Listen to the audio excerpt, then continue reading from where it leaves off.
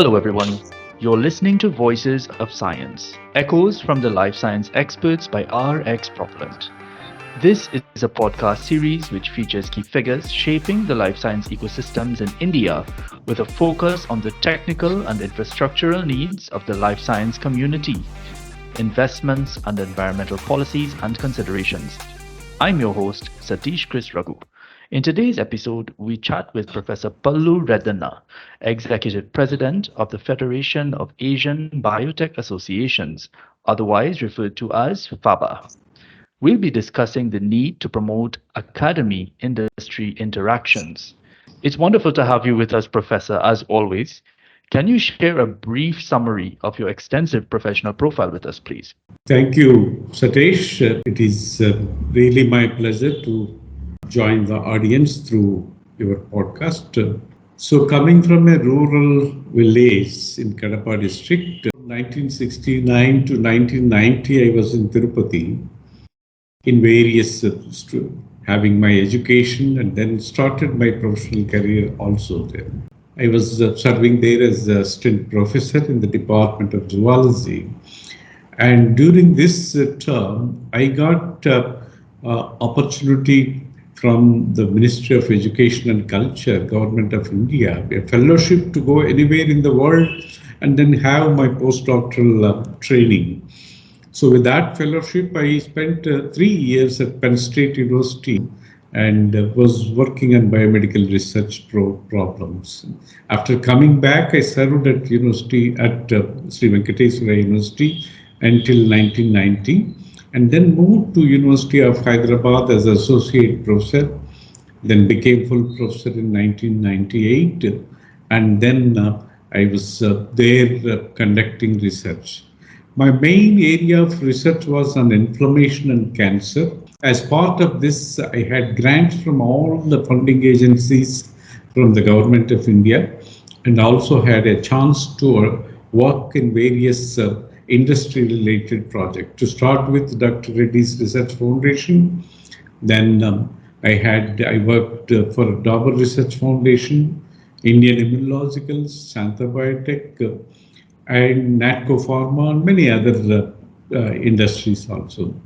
So during this illustrious career of over 30 years, I have trained almost 41 students for PhD and several postdocs and hundreds of master students for their project works. And in this period, I published around 200 papers in highly standard journals. With today, there are about 10,000 citations with H index of 51 to cite. And in terms of administration, I was the head dean, School of Life Sciences, and I was the coordinator of the Center for Biotechnology, and I was also the founder director of the National Institute of Animal Biotechnology. So that is with reference to my administrative experience. And during my stay at University of Hyderabad, I was also involved in promoting innovation and entrepreneurship activities by starting the Technology Business Incubation Center in 2010, and then BioNEST Incubation Center in 2018. Today, I serve as the director of Aspire, which is the Section 8 company, wherein there are 3 incubation centers, and altogether there are about 60 plus startup companies located within the university campus. Now, Professor, coming to your present positioning, the Federation of Asian Biotech Associations, Faba, is celebrated as an organization which aims to provide a common platform for the academy, industry, and government bodies in Asia to come together. What are the implications of this type of consortia for growing and established life science companies in India? I had a chance meeting with the late Dr. B.S. Bajaj in one of the meetings at IICT. And in that meeting, we decided why not we have a forum to promote academy industry interactions. So that is when somewhere around 95, 96, we started southern chapter of All India Biotech Associations. So All India Biotech Association was established by Vivek Singhal in Delhi, and we started together southern chapter. And as part of this, we have been organizing national and international conferences. And in one of such meetings, it was decided that why not we launch a forum of Asian countries. And this became possible to establish the Federation of Asian Biotech Associations in one of such meetings. And the key persons who were behind were, of course, Dr. Sheila Bide, Mr. B.P. Acharya, and Dr. Hasnain, and many others. And finally, today you see, Faba was launched in 2004, and today, over the last 18 years or so, we have organized many events. The flagship event of Faba was BioAsia, which is now a global bio-business forum. And as part of this, now we have been organizing many events. So in addition to this, so we also organized such kind of meetings in other Asian countries also. In one such meeting in Lahore, we took the delegation of industries, specifically vaccine manufacturers, to Lahore. And for the first time, vaccines are being exported from India to Pakistan. That happened. So that was the impact of the Faba in not only academic collaborations, but also industry collaborations that is happening.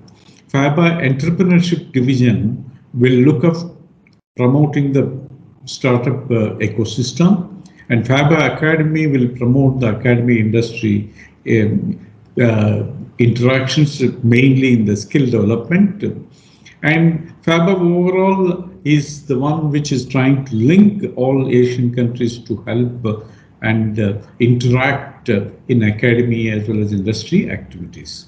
As you've spoken about the many startups that have germinated recently and the roles that they're playing in the current life science ecosystem, many of these startups are in need of technical and practical guidance and mentorship for their businesses to grow. In this regard, what kind of support can a startup avail in India?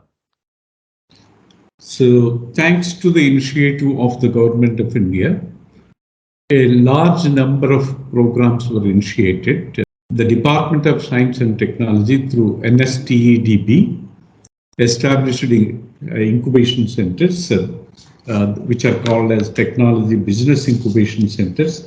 And this technology, which University of Hyderabad also started Technology Business Incubation Center in 2010.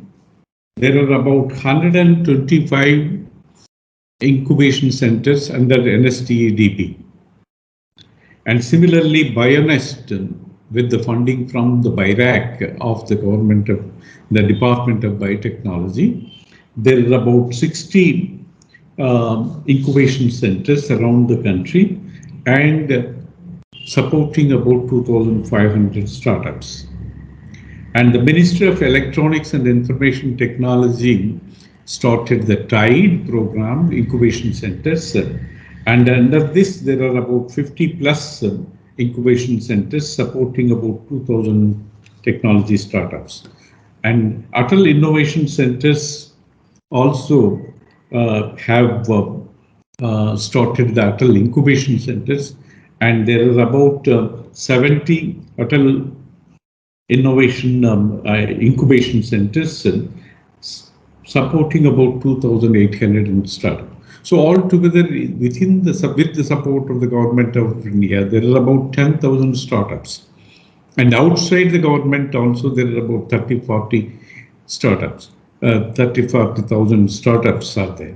So today, there is a large number of startups, but the major problem that they are facing is the initial takeoff is okay, but to grow to the next level, there are many hurdles.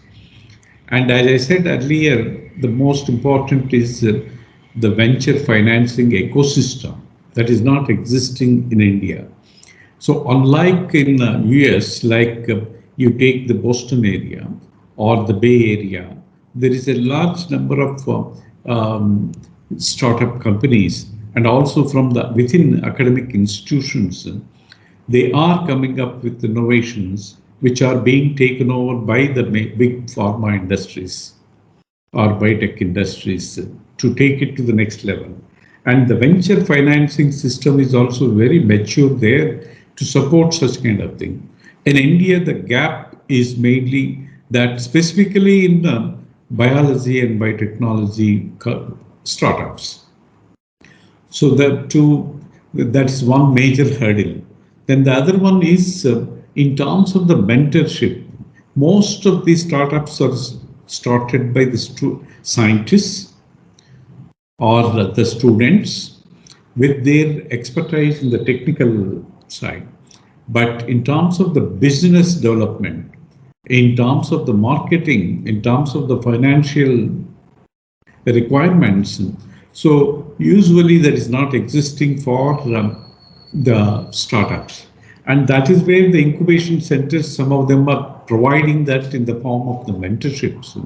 Based on your extensive experience working with industry, academy, government collaborations, etc., what are the key skill gaps that most industry partners are currently struggling with?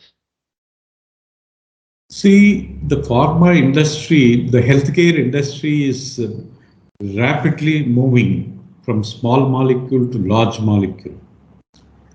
The kind of technology that is required for a chemistry, small molecule, in fact, India has a strong skill set in chemistry, and can compete with anybody in the world.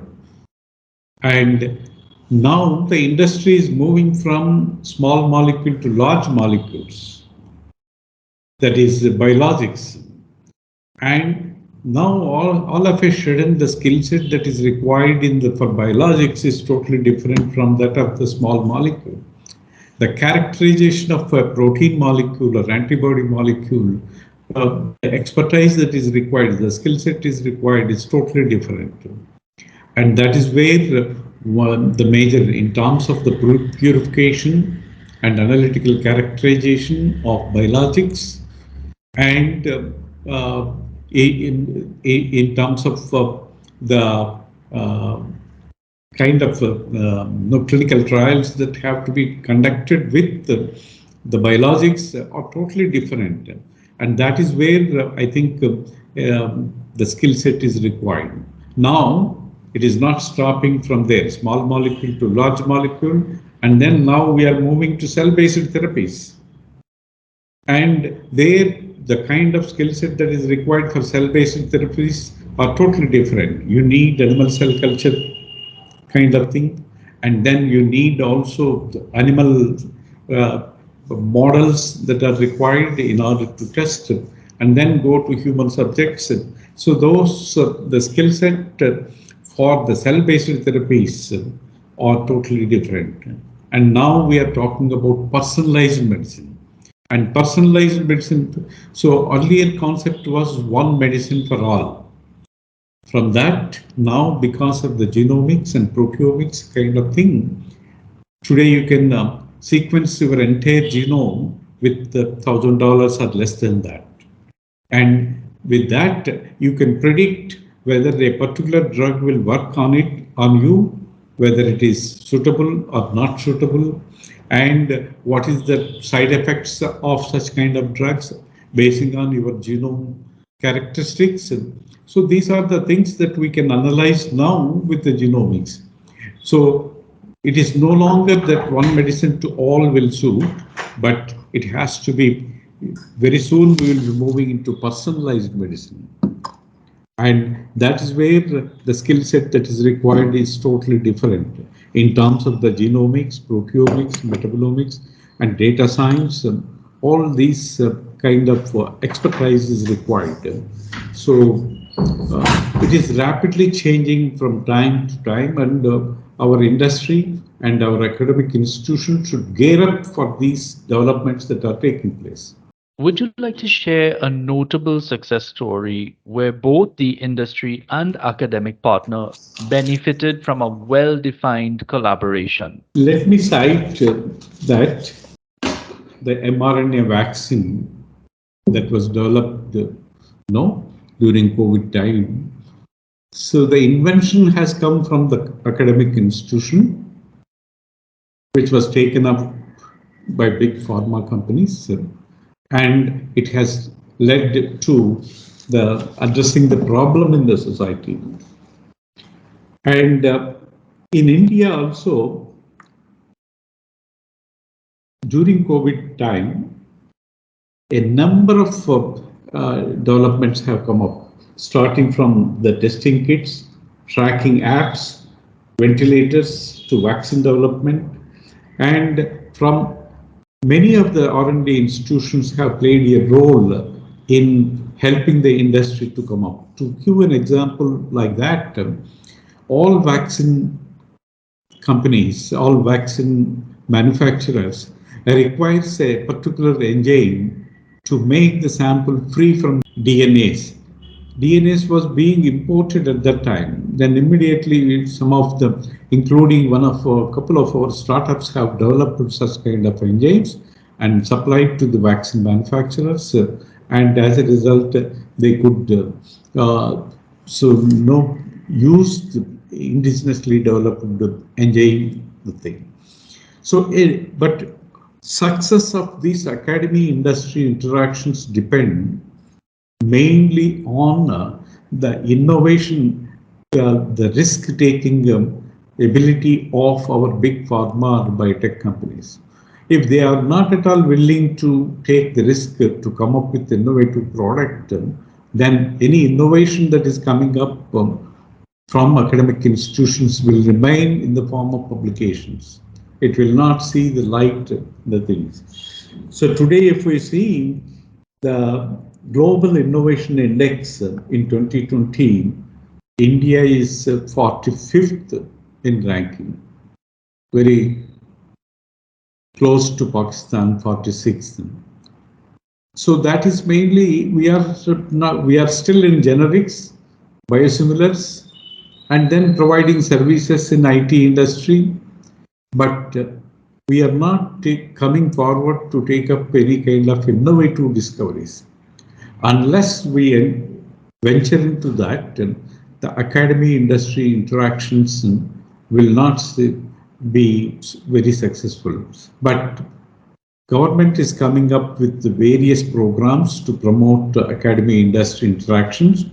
I was involved in such kind of interactions with the academy industry. As I said, we started it with Dr. Reddy's foundation, came up with innovative product development, but the the moment that the industry has seen that a particular drug of that kind is withdrawn from the market, then they closed the entire thing. They said we are not going to develop such kind of anti-inflammatory drugs. And similarly, I was involved with another Dover Research Foundation, and there also we have come up with provided the technologies which will lead to anti-inflammatory drugs, but they never have seen the light.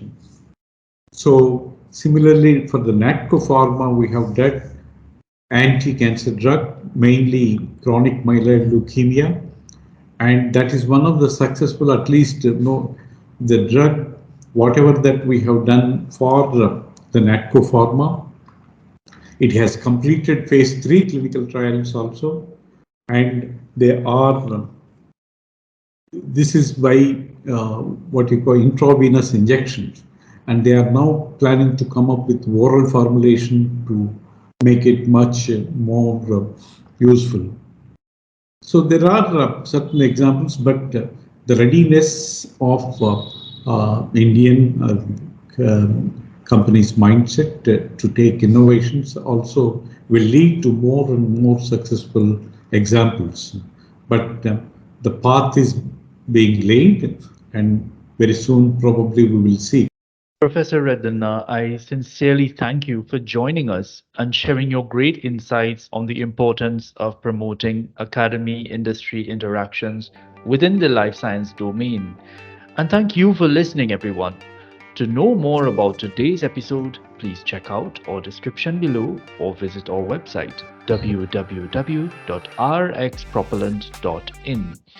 Do join us again for another episode of Voices of Science by RX Propellant.